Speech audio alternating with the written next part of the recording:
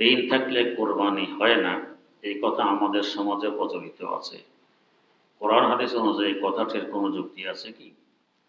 উত্তর: ধরুন আপনি ঋণী 1 কোটি টাকার, আপনার হাতে আছে আরো 1 কোটি টাকা।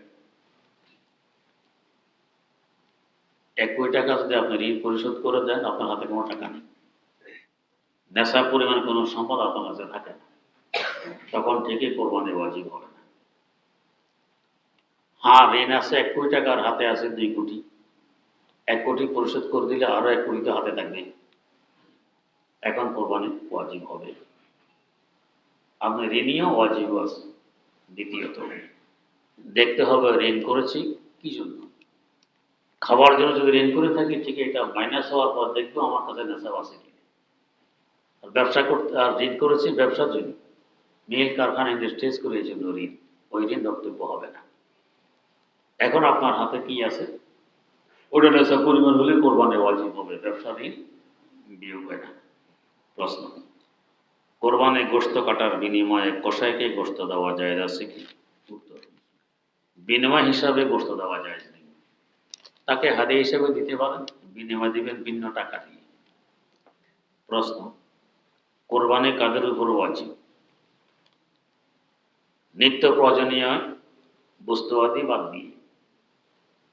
কোরবানির দিন সুবহ সাদেক থেকে নিয়ে 12 তারিখ সূর্যাস্তের আগ পর্যন্ত, এই 3 দিনে যদি এই পরিমাণ সম্পদ আপনার কাছে থাকে, যার নেশাব পরিমাণ হয়, 1 বছর হওয়া শর্ত নয়, বর্ধনশীল হওয়া শর্ত নয়, যেটা জাকাতের জন্য শর্ত। জাকাত খরচ হতে হলে 1 বছর থাকতে হয়, এখানে 1 বছর লাগবে না, এই 3 দিনের মধ্যে যদি থাকে তাহলে কোরবানি ওয়াজিব হয়। প্রশ্ন: কোরবানির পশু ক্রয় কি কি সতর্কতা অবলম্বন করতে হবে? উত্তর: বয়স দেখতে হবে, গরু হলে 2 বছর, ছাগল হলে 1 বছর। এরপর তার মধ্যে কোনো দোষ আছে কিনা, যে দোষের কারণে কোরবানি এই গরু দিয়ে ছাগল দিয়ে বৈধ হয় না, ওই দোষ থেকে মুক্ত থাকতে হবে। 3 নম্বর, কোরবানির চামড়া কোথায় দিব বা কারা এই চামড়ার হক রাখে? উত্তর: কোরবানির গোশতের যে হুকুম, চামড়ারও সেই হুকুম। গোশত আপনি খেতে পারেন, চামড়াও ব্যবহার করতে পারবেন। হ্যাঁ, চামড়া ব্যবহার করতে হলে শোধন করতে হয়, যাকে বলে দবাগত। শোধন করার মতো মেডিসিন আমাদের কাছে নেই, কিভাবে করতে হয় তাও জানা নেই, রেখে দিলে নষ্ট হবে। আল্লাহ নেয়ামত নষ্ট করা বৈধ নয়। তাই আপনি চামড়া কাউকে দান করে দিলে পারবেন, বিক্রি করে দিলে এখন এই পয়সা কিন্তু গরিব মিসকিনকে দিতে হবে, ধনী কাউকে দেওয়া যাবে না। এই জন্য আমাদের দেশে সুবিধা আছে, আমরা আশপাশে কোনো কওমি মাদ্রাসায় দিয়ে দিলে ওরা এগুলো বিক্রি করে মাদ্রাসার ছাত্রদের পিছনে ব্যয় করে, এতে করে দানের সওয়াব পাবো, সদাকায়ে জারিয়ার সওয়াব পাবো, এলেমের সহযোগিতার সওয়াব পাবো। এই জন্য কওমি মাদ্রাসায় দিয়ে দেওয়া ভালো। প্রশ্ন: কোরবানির গোশত 3 ভাগ করা এটা কি জরুরি? উত্তর: এটা মুস্তাহাব, জরুরি নয়। 3 ভাগ করলে ভালো, আপনার সদস্য সংখ্যা বেশি, 3 ভাগ করলে এদের হবে না, 3 ভাগ করা জরুরি নয়। আল্লাহ পাক সহিহ বোঝার তৌফিক দান করুন। আরেকভাবে বুঝতে পারে, সূর্যের আলো যত দূর পর্যন্ত যায় পুরোটাকে বলে সৌরজগৎ। একটি ছোট্ট মোম কিংবা চেরাগ জ্বালাই কত দূর পর্যন্ত আলো চলে যায়। আর এই 20 কোটি বর্গমাইল আয়তনের পৃথিবী থেকে 13 লক্ষ গুণ বড় বিরাট বিশাল একটা চেরাগ সূর্য, আলো কত দূরে যাবে? এই পুরো এলাকাকে বলা হয় সৌরজগৎ। আবার এর চতুর্দিক দিয়ে আরেকটি জগৎ বেষ্টনী দিয়ে আছে, ওই জগৎকে বলা হয় গ্যালাক্সি। যারা মহাশূন্য নিয়ে গবেষণা করেন তারা বলেন 15,000 কোটিরও অধিক সৌরজগৎ মিলে একটি গ্যালাক্সি গঠিত হয়। এই সৌরজগৎগুলো কিন্তু একটি আরেকটির সাথে মিলিত নয়। 2 সৌরজগতের মধ্যখানের দূরত্ব 33 লক্ষ আলোকবর্ষ, মানে আলোর গতি সেকেন্ডে 3 লক্ষ কিলোমিটার, মাইল হিসাবে 1,86,000 মাইল। সেকেন্ডে 3 লক্ষ কিলোমিটার গতিতে আলো যদি চলতে থাকে, সেকেন্ড নয়, মিনিট নয়, ঘন্টা নয়, দিন নয়, সপ্তাহ নয়, মাস নয়, বছর নয়, দীর্ঘ 33 লক্ষ বছর যাবৎ চলতে থাকলে যত দূর পর্যন্ত পৌঁছবে একটি সৌরজগৎ থেকে আরেকটি সৌরজগৎ এত দূরে দূরে অবস্থান করে। এভাবে 15,000 কোটিরও অধিক সৌরজগৎ মিলে গ্যালাক্সি গঠিত হয়। গ্যালাক্সিটি কত বড়! আবার এই গ্যালাক্সির চতুর্দিক দিয়ে আরেকটি জগৎ বেষ্টনী দিয়ে আছে, যে জগৎকে বলা হয় গ্যালাক্সি গুচ্ছ। 15,000 কোটিরও অধিক গ্যালাক্সি মিলে একটি গ্যালাক্সি গুচ্ছ গঠিত হয়। গ্যালাক্সির দূরত্ব সৌরজগতের তুলনায় আরো লক্ষ লক্ষ গুণ বেশি। তাহলে গ্যালাক্সি গুচ্ছটি কত বড়! এই গ্যালাক্সি গুচ্ছের চতুর্দিক দিয়ে আরেকটি জগৎ বেষ্টনী দিয়ে আছে, যাকে বলা হয় মহা গ্যালাক্সি। 15,000 কোটিরও অধিক গ্যালাক্সি গুচ্ছ মিলে একটি মহা গ্যালাক্সি গঠিত হয়। গ্যালাক্সি গুচ্ছের দূরত্ব গ্যালাক্সির তুলনায় আরো কোটি কোটি গুণ বেশি। মহা গ্যালাক্সিটি কত বড়! বিজ্ঞানীরা আজ পর্যন্ত মহাশূন্যে 15,000 কোটিরও অধিক মহা গ্যালাক্সি আবিষ্কার করে ফেলেছেন। কত দূর পর্যন্ত বিজ্ঞান পৌঁছে গেছে! এই পুরো এলাকাকে বলা হয় বায়ুমণ্ডল, বাতাসের অস্তিত্ব আছে। এর বাইরে দিয়ে আরেকটি জগৎ বেষ্টনী দিয়ে আছে, যাকে বলা হয় কোরআনে জামহারির, ঠান্ডার জগৎ। অসংখ্য গণিত লক্ষ কোটি কিলোমিটার ব্যাপী শুধু ঠান্ডা ঠান্ডা। এর বাইরে দিয়ে আরেকটি জগৎ বেষ্টনী দিয়ে আছে, যাকে বলা হয় কোরআনে নার, আগুনের জগৎ। অসংখ্য গণিত লক্ষ কোটি কিলোমিটার ব্যাপী শুধু আগুনের আগুন। এরও কত উপরে আকাশ, এর হদিস এখনো বের করা যায়নি, হতে যাবেও না। এই সব কিছুকে ফুটবলার নেয় পেটের ভিতরে নিয়ে আসে প্রথম আকাশ। তাহলে আকাশটি কত বড় হবে চিন্তা করুন।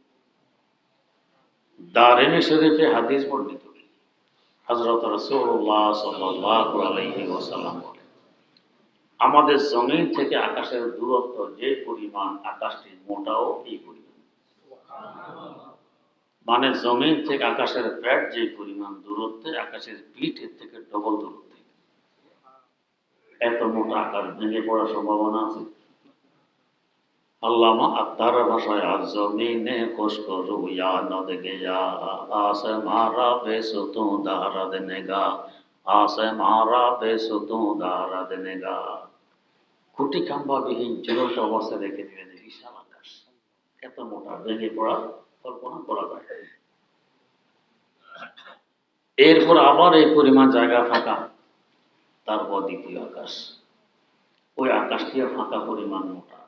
ওইটা প্রথম আকাশকে পেটের ভিতরে নিয়ে ঘুরতেছে। আমরা উপরে আকাশ দেখি, সামনে দেখি, ডানে দেখি, বাঁয়ে দেখি, পিছনে দেখি, নিচেও আছে আকাশ চতুর্দিকে। প্রথম আকাশের তুলনায় দ্বিতীয় আকাশটি এত বড়, একটি ধূলিকণার কোটি কোটি কোটি কোটি ভাগের এক ভাগ প্রথম আকাশকে মনে হবে, এত বড় দ্বিতীয় আকাশ। আবার এই পরিমাণ জায়গা ফাঁকা, তারপর চতুর্দিক দিয়ে বেষ্টনী দিয়ে আছে তৃতীয় আকাশ। ওই আকাশটিও ফাঁকা পরিমাণ মোটা। এভাবে চতুর্থ আকাশ, পঞ্চম আকাশ, ষষ্ঠ আকাশ ও সপ্তম আকাশ। 7 নম্বর আকাশটি কত বড়! এর অসংখ্য গণিত লক্ষ কোটি কিলোমিটার উপর দিয়ে বেষ্টনী দিয়ে আছে সিদরাতুল মুনতাহা। আমার আল্লাহর জগৎ দুই ভাগে বিভক্ত, নিম্ন জগৎ, ঊর্ধ্ব জগৎ। এই নিম্ন জগতের উপরের সীমা সিদরাতুল মুনতাহা, ঊর্ধ্ব জগতের নিচের সীমা সিদরাতুল মুনতাহা। এই সিদরাতুল মুনতাহারও অসংখ্য গণিত লক্ষ কোটি কিলোমিটার উপর দিয়ে বেষ্টনী দিয়ে আছে আমার আপনার বাপের বাড়ি, আদি বাসস্থান জান্নাত। জান্নাতটি কত বড় হবে! এখান থেকে একটি প্রশ্ন নিরসন হয়, আলেমদের জবানে শুনে থাকেন, সবচেয়ে নিম্নমানের জান্নাতীকে এই দুনিয়ার ন্যায় কমাস কম 10 দুনিয়ার সমান জায়গা দেওয়া হবে। তো আপার ক্লাসের জান্নাতীকে কত বড় জায়গা দেওয়া হবে? এত জায়গা পাবে কোথায়? বিরাট বিশাল জান্নাতের জায়গার অভাব হবে? হাকিমুল ইসলাম আল্লামা কারি তৈয়ব সাহেব রহমতুল্লাহ আলাইহি লিখেছেন, একদিন হযরত জিবরিল আমিন আলাইহিস সালাম আল্লাহ পাকের দরবারে দরখাস্ত পেশ করলেন যে আল্লাহ, নেককার মুমিনদের জন্য জান্নাত সাজিয়ে রেখেছেন, একটু দেখে আসতে মন চায়। আল্লাহ পাক অনুমতি দিলেন, যাও দেখো। প্রবেশ করলেন জান্নাতে। বুড়ো মানুষের ন্যায় লাঠি ভর দিয়ে হাঁটে না, দেখেন 600 পাখা মেরে উড়ে না, দেখেন উড়ার গতিটা কেমন। বুখারী শরীফের ব্যাখ্যা গ্রন্থ ফজলুল বারীতে উল্লেখ আছে, তাকে একবার জিজ্ঞেস করা হয় আপনার গতি কেমন, ঘন্টায় কত কিলোমিটার? জবাব দিলে ঠিক ঘটনা বলছি, আন্দাজ করতে পারবে আমার গতি কেমন। কি ঘটনা? ঘটনা হলো আল্লাহর পয়গম্বর হযরত ইউসুফ আলাইহিস সালামকে যখন তার ভাইয়েরা কূপে ফেলে দেয়, আমি তখন ছিলাম সিদরাতুল মুনতাহায়। ফেলে দেওয়ার পর আল্লাহ পাকের পক্ষ থেকে আদেশ আসলো, ও জিবরাইল, আমার পয়গম্বর ইউসুফকে তার ভাইয়েরা কূপে ফেলে দিয়েছে, তিনি পানিতে পৌঁছার আগে আগে তুমি গিয়ে তাকে তুলে ধরো। আমি সিদরাতুল মুনতাহা কত দূরে, ফেলে দেওয়ার পর আদিষ্ট হলাম তাকে তুলে ধরার। সিদরাতুল মুনতাহা থেকে জমিনের কেনানের কূপে এসে তাকে তুলে ধরেছি, তখনও তার পা মোবারক পানি পর্যন্ত পৌঁছতে পারেনি। একজন মানুষকে কূপে ফেলে দিলে পানি পর্যন্ত পৌঁছতে পৌঁছতে 14-15 ঘন্টা তো লাগবে। কত গতি মানুষ, আর এমন গতি হবে না বা কেন? আমরা আন্তর্জাতিক প্লেনে উড়ি, প্লেন 2খানা পাখা দিয়ে উড়ে, লম্বা কত 2খানা পাখা, হয়তো একটি পাখা 100 হাত লম্বা হবে, 30 হাত চড়া হবে। এই 2 পাখা দিয়ে উড়ে ঘন্টায় 1 থেকে 1,500 কিলোমিটার গতিতে। হযরত জিবরিল আমিন ওড়েন 600 পাখা দিয়ে, পাখাগুলো কত বড়। মুসনাদে আহমদ বিন হাম্বলে একটি হাদিস বর্ণিত, তাফসীরে ইবনে কাসীরেও আছে। একদিন নবী করিম সাল্লাল্লাহু আলাইহি ওয়াসাল্লাম বললেন, জিবরাইল মানুষের আকার আকৃতি নিয়ে আমার কাছে ওহী পৌঁছাইতে আসেন, আপনাকে আসল আকৃতিতে দেখতে চাই, কত বড়। আসেন তো মাইক্রো হয়ে, ছোট হয়ে। তো বললেন, আপনি পূর্ব আকাশের দিকে তাকিয়ে থাকুন, আমি আসল আকৃতি দেখা দেওয়ার চেষ্টা করছি। এ বলে তিনি বিদায় দিলেন। হুজুর তাকিয়ে আছেন পূর্ব আকাশের দিকে, দেখতেছেন আকাশ থেকে কালো রঙের একটি পর্দা নিচের দিকে নামতেছে, নামতে নামতে জমিনে এসে ঠেকলো, উপরের দিক খালি হলো না। এভাবে আকাশ থেকে জমিন, দক্ষিণ মেরু থেকে উত্তর মেরু, পুরা খালি জায়গাটি বরফ হয়ে গেছে পর্দা দ্বারা। আবার পর্দাটি সরে যায়। হুজুর দেখেন জিবরিল আমিন আলাইহিস সালাম আগের আকার আকৃতিতে হুজুরের সামনে হাজির। বললেন, পূর্ব আকাশের দিকে তাকিয়ে থাকলে আপনাকে আসল আকারে দেখা যাবে। তাকিয়ে রইলেন, দেখা তো দিলেন না, যেন কিছুই দেখেনি। একটি পর্দা দেখেছি মাত্র। কেমন দেখেছেন? তো দেখেছে আকাশ থেকে নিচের দিকে নেমে জমিনে এসে ঠেকলে উপর দিক খালি হলো না। এভাবে আকাশ থেকে জমিন, দক্ষিণ মেরু থেকে উত্তর মেরু, পুরা খালি জায়গাটি বরফ হয়ে গেছে পর্দা দ্বারা। এই তো দেখলাম। এরপরে পর্দাটি আবার সরে যায়। হযরত জিবরিল আমিন আলাইহিস সালাম বললেন, ও আল্লাহর রাসূল, এটি কোনো পর্দা ছিল না, ছিল আমি জিবরিলের একখানা পাখা। একটি পাখাকে আসল আকার দিয়ে নিচে নামাইল, এতে আকাশ থেকে জমিন, দক্ষিণ মেরু থেকে উত্তর মেরু, পুরা খালি জায়গাটি বরফ হয়ে গেছে। এমন বিরাট বিশাল পাখা আল্লাহ পাক আমাকে দান করেছেন মোট 600 খানা। বাকি 599টি পাখা কোথায় রাখবো সেই জায়গা তো এখানে নেই। এমন বিরাট বিশাল 600 পাখা, যার দেহের বিপাশে ফিট করা দেহটি কত বড় হবে। আল্লাহু আকবার। প্রধান ফেরেশতা আরো 3 জন আছেন, তো মোট 4 জন। একজন হযরত মিকাইল আলাইহিস সালাম, মেঘ বৃষ্টি পানির ব্যবস্থাপনার যার দায়িত্ব। ইমাম গাজালি রহমতুল্লাহ আলাইহি লেখেন, আমরা যত পানি দেখি, আমরা পানি দেখি টিউবওয়েলে, পানি দেখি ডিপ মেশিনে, পানি দেখি শ্যালো মেশিনে, পানি দেখি কূপে, পানি দেখি পুকুরে, পানি দেখি দিঘিতে, পানি দেখি খালে, পানি দেখি বিলে, পানি দেখি নদীতে, পানি দেখি উপসাগরে, পানি দেখি সাগরে, পানি দেখি মহাসাগরে, পানি দেখি বাষ্পে, পানি দেখি আকাশের মেঘমালায়, পানি দেখি পাহাড়ের চূড়ায় বরফ আকার। সব পানি মিলে যে কত হবে? এক আটলান্টিক মহাসাগর 5,000 কিলোমিটার চৌড়া, 9 কিলোমিটার গভীর। প্রশান্ত মহাসাগর আরো চৌড়া। সমস্ত পানিকে একত্রিত করে তার মাথায় ঢেলে দিয়ে কাঁধ পর্যন্ত গড়িয়ে আসার আগে আগে শুকিয়ে যাবে। মাথাটি কত বড়, এত বড় মাথা যে দেহের সাথে ফিট করা, দেহটি কত বড়, এত বড় দেহ যে আল্লাহ পাক সৃষ্টি করেছেন, তিনি কেমন মহান। আর একজন ফেরেশতা হযরত ইসরাফিল আলাইহিস সালাম, দায়িত্ব কি?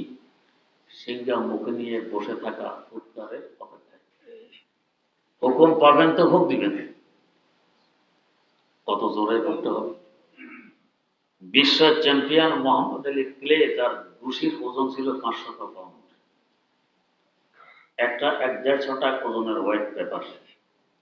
যদি ওনাকে বলা এটা ফোন দিয়ে একটু সরান্ত, গায়ের জোর যে পরিমাণ আছে, পুরো জোর দিয়ে ফোন দিলে 100 ছড়াতে পারবে। আর হযরত ইসরাফিল আলাইহিস সালামের এক ফুৎকার 7 তবক জমিন ও আসমান কত বড়, এখন শুনলেন তো, তুলনায় হয়ে যাবে। ফুঁকটা কত জোরে হবে, কত শক্তি হবে। যে আল্লাহ একজন মাখলুককে এত শক্তি দিতে পারেন, ওই আল্লাহ শক্তি কি করি না। قادر و قدرت و دارد ہر جگہ آنکھنا، قادر و قدرت و دارد হর جگہ آنکھنا، মুর্দা রা ও জান ও বখশদ জিন্দা রা দে জাকুনা। আরেকজন ফেরেশতা হযরত আজরাইল আলাইহিস সালাম। আমাদের প্রশ্ন জাগে, ঠিক বুইগর একটা লোক মারা গেল সকাল 8টা বাজে, এই সময় আরেকজন চিটাগাং, আরেকজন দিনাজপুর, আরেকজন আমেরিকা, আরেকজন ইউরোপ। এই বেচারা দৌড়তে দৌড়তে বোধহয় জান সাথে নেই, কত দৌড়তে পারে। তাফসীরে ইবনে কাসীরে উল্লেখ আছে দৌড়লে কেন। এই পুরো দুনিয়া তার সামনে পাতের প্লেটের নেয়। দোলার সামনে একটি স্পেশাল প্লেট আসে, আস্ত বাজি মুরগি, ডিম, মাছ, গোশত সাজিয়ে সামনে দেওয়া হয়। দোলা যদি চায় যে আমি একটু মুরগি রান খাবো, 1 কিলোমিটার হাঁটার পরে লালের রানে লাগতে হবে। প্লেট তো হাতের নাগালের ভিতরে, হাত না নিতে হয়। যদি চায় একটি ডিম খাবো, তা 0.5 কিলোমিটার হাঁটা লাগবে। তো পুরো দুনিয়া ভাতের প্লেটের নেয় তার সামনে, তার হাত আরো দূরে যায়। দৌড়াতে দরকার নেই, হাত নেমে গৃহীত রু হাতে চলে আসে। যার হাত এত লম্বা, বডিটা কত লম্বা হবে? যার বডি এত লম্বা, হিসাবে কত মোটা হবে? এত লম্বা চওড়া বডি যে আল্লাহ পাক সৃষ্টি করেছেন, তিনি কেমন মহান হবেন। তো যাই হোক, বলতেছিলাম হযরত জিবরিল আমিন আলাইহিস সালাম উঠতেছেন আর দেখতেছেন উড়ার গতিতে। উঠতে উঠতে কয়েক লক্ষ বছর উড়ার পর জিজ্ঞেস করতেছেন, আল্লাহ বেহেশতের ওই কিনারা আর কত দূরে, কত বড় এই বেহেশত। 10 দুনিয়া কেন, 10 লক্ষ দুনিয়া যদি নিম্নমানের বেহেশতকে দিয়ে দেওয়া হয়, জায়গার টান পড়বে। এর অসংখ্য গণিত লক্ষ কোটি কিলোমিটার উপর দিয়ে বেষ্টনে দিয়ে আছে কুরসি। আল্লাহ পাক বলেন, ওয়াসিআ কুরসিয়ুহুস সামাওয়াতি ওয়াল আরদ। আল্লাহর কুরসি সকল আকাশ এবং জমিনকে বেষ্টনে দিয়ে আছে। কুরসিটি কত বড়। এর অসংখ্য গণিত লক্ষ কোটি কিলোমিটার উপর দিয়ে বেষ্টনে দিয়ে আছে আরশ। আরশ মানে সিংহাসন। কত বড় এই সিংহাসন, যার সিংহাসন এত বড়, তিনি কেমন মহান।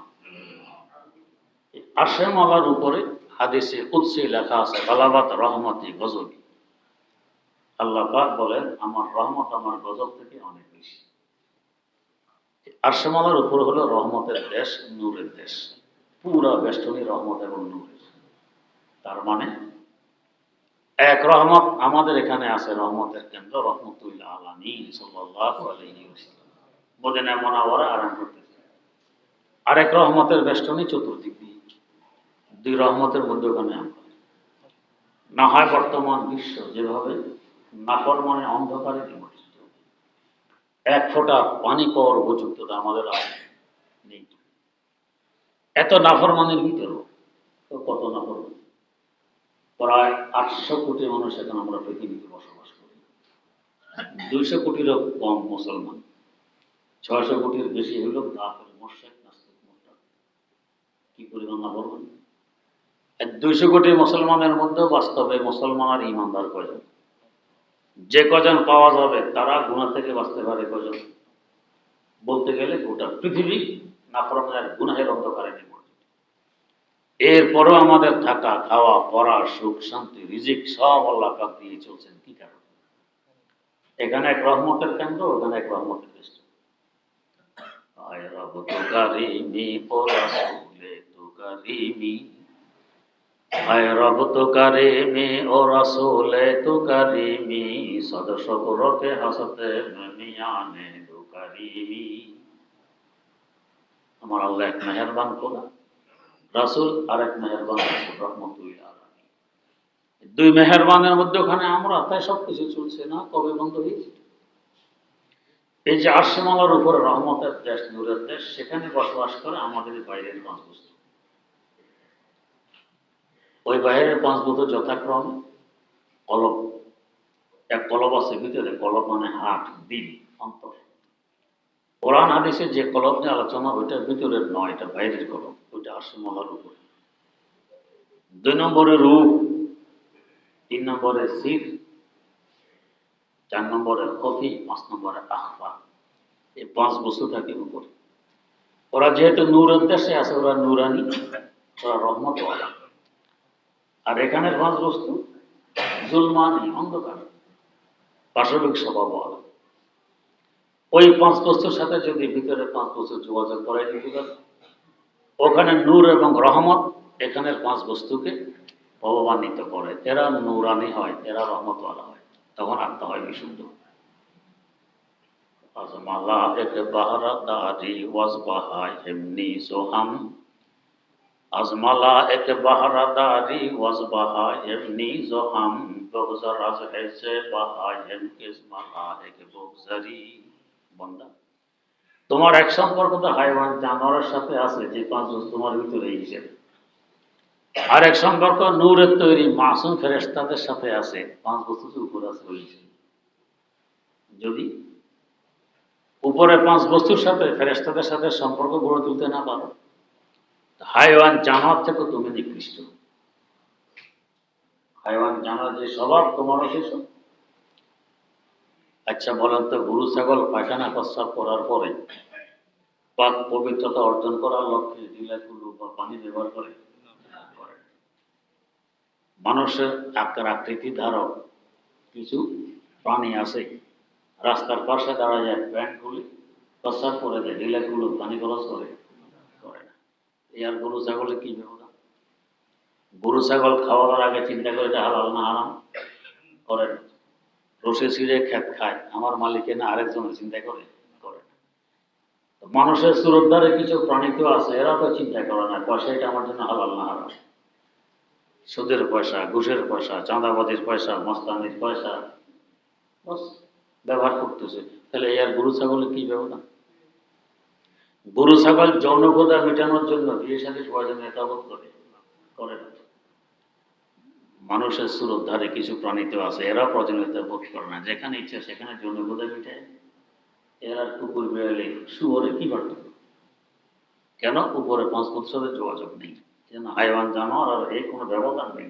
ওরা আমার আল্লাহ বলেন মাল্লুম আদাল, এরা হাইওয়ান জানোয়ার থেকেও নিকৃষ্ট। কেন? ভালো কিছু নষ্ট হলে বেশি নষ্ট হয়, খারাপ কিছু নষ্ট হলে এত নষ্ট হয় না। গরু ছাগল খড় খায়, ঘাস খায়, ভুসি খায়, অত দামি নয়, ভালো জিনিস নয়। ওদের পেটে গিয়ে নষ্ট হয়ে বেরিয়ে আসে, এটার নাম গোবর। আমরা হাতে ধরে গাছের গোড়ায় দিই, আমাদের ব্যবহার করি, রোদ্রে শুকিয়ে আগুন জ্বালিয়ে ভাত তরকারি ব্যবহার করি। আর আমরা খাই কি? কালিয়া, কোপ্তা, কাচ্চি, বিরিয়ানি, পোলাও, কোরমা, কি দামি দামি, এক এক প্লেট 1000 টাকা। আমাদের পেটে গিয়ে নষ্ট হয়ে বেরিয়ে আসার পরে এটাকে কি বলে? গু। বলতে দিন লাগে, দেখতে দিন লাগে, গন্ধ শোনা যায়, এত নষ্ট কেন? আগে দামি ছিল। কেউ যদি এখানে এক প্লেট নিয়ে আসে, ভাই গত বলতে 1000 টাকা ছিল এটার মূল্য, এখন 10 টাকা দিলে নিয়ে যান, বিক্রি করে দিবেন। ছি ছি ছি, কে নিয়ে আসছে? কেন এত নষ্ট? আগে বেশি দামি ছিল, যেন এখন নষ্ট হয়ে গেছে। ভাত যদি নষ্ট হয়, পানি দিয়ে ধুয়ে লবণ কাঁচামরিচ দিয়ে খাওয়া যায়, কেউ বলে আরো স্বাদ লাগে।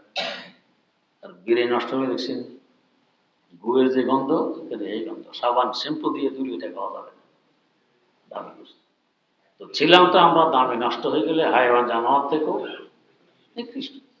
ورشاوى خصلتها مثل بهائم بشر خارو از حیوان شبیه حزه ملائک بگذری। ফেরেশতার সম্পর্ক বাদ দিয়ে দিয়েছি, হাইওয়ান জামাত থেকেও নিকৃষ্ট। এখন বুঝার বিষয়, এত উপরে কাজ বস্তুর সাথে এত নিচে থেকে যোগাযোগ করবো কিভাবে? ভাইয়েরা, সূর্য আমাদের পৃথিবী থেকে 9,30,00,000 মাইল উপরে। সূর্যের রৌদ্র সরাসরি ছাদের নিচে তো আসে না, বাইরে থাকে, আলো আসে, রৌদ্র আসে না। কিন্তু একখানা ছোট্ট আয়নার মাধ্যমে জানালা দিয়ে এই সূর্যের ফোকাস ছাদের নিচে আনা যায় কিনা? আকাশে সূর্যের দিকে তাকানো যায় না, চোখে পানি আসে। আয়নার ভিতরে সূর্যের দিকেও তাকানো যায় না, চোখে পানি আসে। ওটার যে প্রভাব, এটারও সেই প্রভাব।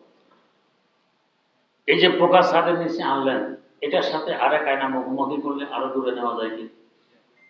এভাবে লক্ষ কোটি আয়নার মাধ্যমে লক্ষ কোটি কিলোমিটার দূরে নেওয়া যায় সূর্যের রৌদ্র, একখানা আয়নার মাধ্যমে। আরশে মাওলার উপরে 5 বস্তুর রহমত এবং নূর জমিনে আনার জন্য আল্লাহ পাক একখানা আয়না দিয়েছেন। সে আয়না হল মুহাম্মাদুর রাসূলুল্লাহ সাল্লাল্লাহু আলাইহি ওয়াসাল্লাম। তাই তিনি হয়ে গেছেন রহমতুল লিল আলামিন। তাঁর আয়নার মুখোমুখি করেছেন 100 লক্ষ সাহাবায়ে কেরাম রাদিয়াল্লাহু তাআলা আনহুরা, হয়ে গেছেন সাহাবাতু কুল্লুহুম মওদু, সকল সাহাবী জান্নাত। তাদের আয়নার মুখোমুখি করেছেন তাবেঈনদের আয়না, তাদের মুখোমুখি তাবেঈনদের আয়না, হয়ে গেছেন খায়রুল কুরুনি কারনি সুম্মাল্লাযিনা ইয়ালুনাহুম সুম্মাল্লাযিনা ইয়ালুনা। এত সুন্দর জমানা আকাশের নিচে জমির উপরে কখনো হয়নি, হবেও না। এই 3 যুগ সাহাবায়ে কেরাম, তাবেঈন, কেন? আয়নার সাথে যোগাযোগ আছে। এইভাবে বুজুর্গানে দ্বীনের মাধ্যমে এখনো সেই নূর, এখনো সেই রহমত আমাদের কাছে আসে, অতি সহজে আসতে পারে। অতএব একজন আল্লাহওয়ালার সাথে যাদের কলবটা উপরের 5 বস্তুর মুখোমুখি, সেখানে রহমত আর নূর এখানে আসছে, তার সাথে যোগাযোগ করলে তার মাধ্যমে আমার কাছেও সে রহমত আর নূর আসতে পারে। রব্তে দারে সেই নারা বা সেই না এ রব্তে চোবা আয়নায়ে বা আয়নায়ে। আয়নার সাথে আয়নার সম্পর্ক করে যদি লক্ষ কোটি কিলোমিটার দূরে সূর্যের রৌদ্র নিয়ে যাওয়া যায়, প্রকাশ নিয়ে যাওয়া যায়, তো সিনার সাথে সিনার যোগাযোগের মাধ্যমে কেন আরশে মাওলার উপরে নূর এবং রহমত এখানে আনা যাবে না? এটাকে বলে আত্মা বিশুদ্ধ হওয়া। যদি এভাবে একবার বিশুদ্ধ করতে পারে, তো দেখবেন আপনার মূল্য কি পরিমাণ। ফেরেশতারা আফসোস করে, এর মতো মানুষ কেন হতে পারল। কলিকাতা এক বেটা সুন্দর নামাজ পড়ে, মানুষের কাছে প্রসিদ্ধ, লোকটির নামাজ সুন্দর। দূর দরাজ থেকে মানুষ সফর করে আসে তার নামাজ দেখতে, সুন্দর নামাজ। একবার হাকিমুল উম্মত মুজাদ্দিদুল মিল্লাত হযরত শাহ আশরাফ আলী থানভী রাহমাতুল্লাহ আলাইহি কোনো কাজে কলিকাতায় এসেছেন। তারা কৌতূহল হলো, আমি লোকটিকে একটু দেখে আসি কেমন নামাজ পড়ে গেল। লোকটি যে মসজিদে নামাজ পড়ে, হুজুর এখানে আসছেন। হযরত থানভীকে দেখে ইমাম সাহেব নামাজ পড়ার সাহস পাচ্ছিলেন, বাদ দিয়ে থানভী পড়াইলেন 2 রাকাত নামাজ। নামাজ শেষে সুন্দর নামাজওয়ালা লোকটি বলতেছে, মানুষ বলা বলি করে আমি সুন্দর নামাজ পড়ি, আমার কানে কথা এগুলো বাড়ি খায়। দূর দরাজ থেকে সফর করে আমাকে দেখতে আসে, এটা আমার অজানা নয়। মাওলানা থানভী যেখানে এসেছেন আমাকে দেখতে, আমি সুন্দর নামাজ পড়ি। আজ যে তিনি 2 রাকাত নামাজ পড়লেন, যদি এই 2 রাকাত নামাজ আমাকে দিয়ে দিতে রাজি হন, আমি আমার সারা জীবনের সকল সুন্দর নামাজ তাকে দিয়ে দিই। তার নামাজের এত কদর, এত মূল্য কেন? তাকে জিজ্ঞাসা করা হলো, তো মোকাম্মাল আজ কামালে কি সিদ্ধি, তো মোজাম্মাল আজ জামালে কি সিদ্ধি। ও আশরাফ আলী, দাওরা হাদিস তুমি পড়েছ, আমরাও পড়েছি। যে কিতাবগুলো তুমি পড়েছ, আমরাও পড়েছি। তোমার দ্বারা এত হেদায়েতের কাজ হয়, এত কিতাব লেখা হয়, আমাদের দ্বারা হয় না, ব্যবধান কোথায়? তো জবাব দিলেন কি? মাম্মু কাম্মাল আজ কামালে হাজিয়াম, মাম্মু জাম্মাল আজ জামালে হাজিয়াম। এটা আশাবাদের কৃতিত্ব নয়, হাজি সাহেবের জুতার দলিল বরকত। সৈয়দ তায়েফা হযরত হাজী ইমদাদুল্লাহ মুহাজির মক্কি রাহমাতুল্লাহ আলাইহি জুতা সোজা করা কিছুদিন আশরাফের দায়িত্বে জুটেছিলেন। সেই বরকতে তার থেকে কাজগুলো হচ্ছে, এটা আশরাফের কৃতিত্ব নয়, না জুতার দলিল বরকত। তো সিনার সাথে সিনা যোগাযোগ করতে পারলে আমার আত্মা সহজে বিশুদ্ধ হয়, না হলে অশুদ্ধ। আল্লাহ রাব্বুল আলামিন আমাদেরকে সহজে একজন আল্লাহওয়ালার মাধ্যমে আমাদের আত্মাকে বিশুদ্ধ করার তৌফিক দান করুন।